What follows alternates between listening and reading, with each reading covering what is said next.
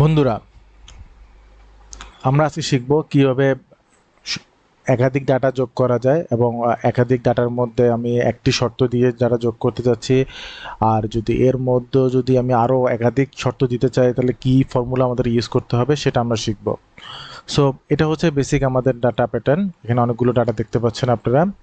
এখানে ডেট আছে, রিজিয়ন আছে, আমাদের যে সেলসম্যান আছে সেলসম্যানের নাম আছে, আমাদের প্রোডাক্টের নাম আছে এবং কতগুলো প্রোডাক্ট সেল করেছি আমরা তারও নাম আছে, এবং কত টাকা প্রাইস এক একটি প্রোডাক্টের, এবং টোটাল কত টাকা সেল করেছে এটাও একটি ডাটা এখানে আমরা দেখতে পাচ্ছি। সো আমরা সবগুলো প্রোডাক্ট, আমরা পুরো জানুয়ারি মাসে আমরা কত টাকা প্রোডাক্ট সেল করেছি আমরা এটা যোগ করব সবগুলো প্রোডাক্ট। সো যোগ করার ক্ষেত্রে আমরা যে ঘরে আমি যোগ করব সেই ঘরে আমরা যাব এবং আহ, যে কোনো ফর্মুলার প্রথম শর্ত আপনাকে ইকুয়াল টু দিতে হবে। সো যখন আমরা ইকুয়াল টু দিয়ে শুরু করব দেন আমরা সবগুলো যোগ করব। যোগ করার জন্য প্রথম সূত্র লিখতে হয় সাম। সাম দিয়ে আমরা সাম লিখে ফার্স্ট ব্র্যাকেট দিব, দেন আমরা এই ঘর থেকে এই ঘরটা আমি ড্র্যাগ করে দেখিয়ে দিব। ওকে, ড্র্যাগ করার ক্ষেত্রে সেক্ষেত্রে আপনাকে ইউজ করতে হয় যে এই ঘরটা আমি সিলেক্ট করলাম, সিলেক্ট করার পর চাপ দিয়ে ধরে, আমরা মাউস ছেড়ে দিব না, চাপ দিয়ে ধরে আমরা নিচের দিকে চলে যাব, যতটুকু পর্যন্ত যাবে এতটুকু আমরা চলে যাব এবং আমরা লাস্ট ব্র্যাকেট দিয়ে এন্টার দিয়ে দিলাম। সো আমরা এখানে দেখতে পাচ্ছি আমাদের টোটাল কত টাকা সেল হয়েছে। আমরা টোটাল সেল করেছি 10,369 টাকা 54 পয়সা। ওকে, এটা হচ্ছে আমার টোটাল কত টাকা আমরা সেল করেছি। এখন আমার বস আমাকে বলল যে তুমি বের করো এখানে কত টাকা আমরা বাইন্ডার সেল করেছি। ওকে, সো যেহেতু এখানে কন্ডিশন আমি একটা ইউজ করেছি, যখন আমি একটা কন্ডিশন ইউজ করব সেক্ষেত্রে আমাকে সাম ইফ ইউজ করতে হয়। সো আমি আসি, আমরা ইউজ করি, আমরা প্রথম শর্ত যেটা আমরা ইকুয়াল টু দিব, দেন সাম ইফ দিয়ে আমরা শুরু করলাম। সাম ইফ দিয়ে যখন আমরা শুরু করব তখন আপনি দেখতে পাবেন যে এখানে সূত্রের যে শর্তগুলো আছে শর্তগুলো আপনাকে নিচে দেখিয়ে দিচ্ছে।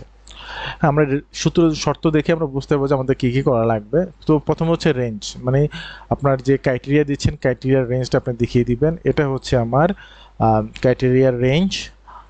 আমরা এটা কমা দিয়ে দিলাম, দেন আমার ক্রাইটেরিয়া হচ্ছে বাইন্ডার। তো আমরা এখানে বাইন্ডার ঘরে লেখা আছে, আপনি নর্মালি কপি পেস্ট করে নাম নিয়ে আসলেও পারবেন। সো আমরা বাইন্ডার ঘরটা দেখিয়ে দিলাম J10। দেখেন এখানে J10 নামে ঘরটা আছে, এই ঘরটা আমি দেখিয়ে দিলাম, দেন আমি কমা দিয়ে দিলাম। দেন আমি যে ঘরের সংখ্যাগুলো যোগ করব, মানে হচ্ছে এখানে টোটাল যত টাকা আমি যোগ করতে যাচ্ছি, যে বাইন্ডার কত টাকা সেল হয়েছে টোটাল আমি ঘরটা দেখিয়ে দেবো, এর মধ্য থেকে বাইন্ডার কত টাকা সেল হয়েছে সে আমাকে দেখিয়ে দিবে। ওকে, দেন আমি এটা লাস্ট ব্র্যাকেট দিয়ে দিলাম, দেন আমি যদি এন্টার দিয়ে দিই দেন দেখতে পাবেন যে আমার বাইন্ডার সেল হয়েছে 5,810 টাকা 73 পয়সা। এখন আমরা দেখব সাম ইফসের সূত্র। সাম ইফসের ব্যাপারটা হচ্ছে এখানে আপনাকে একাধিক শর্তে আমাকে যোগ করতে হবে। শর্তটা হচ্ছে আমার বস আমাকে বলল যে তুমি টোটাল টাকার মধ্যে আমার বাইন্ডার কত টাকা সেল হয়েছে, আমার সেলসম্যান মিস্টার স্মিথ কত টাকা সেল করেছে, এই সূত্রটা আমাদেরকে করতে হবে। সো সূত্র রেজাল্ট বের করার জন্য আমাদেরকে অবশ্যই আমাদের যে ঘরে আমি রেজাল্ট দেখতে চাচ্ছি সেই ঘরটা আমি সিলেক্ট করলাম এবং ইকুয়াল টু দিয়ে দিলাম, এবং আমি সূত্র লিখলাম, প্রথম সূত্র সাম ইফস, দেন আমি ফার্স্ট ব্র্যাকেট দিয়ে দিলাম। প্রথম আমাকে বলা হচ্ছে এখানে সাম রেঞ্জ। আমাকে সাম রেঞ্জ বলতে আমাকে যে ঘরগুলো আমি যোগ করব, যে ঘর থেকে আমাকে ডাটা নিতে হবে, মেইন যে ডাটা আমি যোগ করব সেই ঘরটা আমি দেখিয়ে দিব। এটা হচ্ছে আমার সামের রেঞ্জ। দেন আমার হচ্ছে ক্রাইটেরিয়া, কোন ক্রাইটেরিয়া আমাকে এখানে বলা হচ্ছে বাইন্ডার আমি কত টাকা সেল করেছি।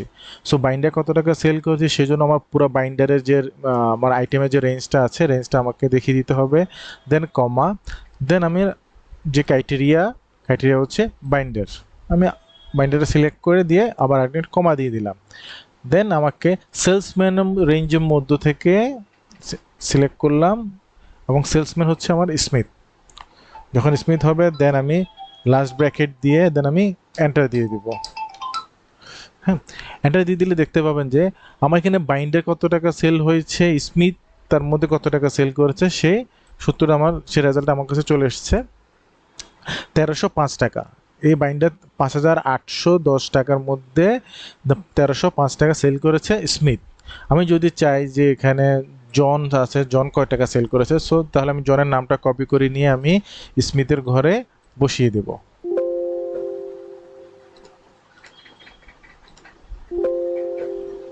সরি, জনের নামটা কপি হয়নি, এখন কপি হয়েছে।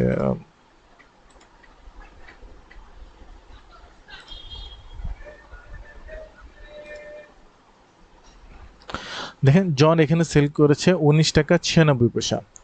সো এরকম করে আমি যাদের নাম দেখতে চাচ্ছি, আমি যাদের নামগুলো এখানে দিয়ে দিলে দেন আমাকে নাম দেখিয়ে দিবে, যে রেজাল্ট দেখিয়ে দিবে যে ওরা কত টাকা সেল করেছে।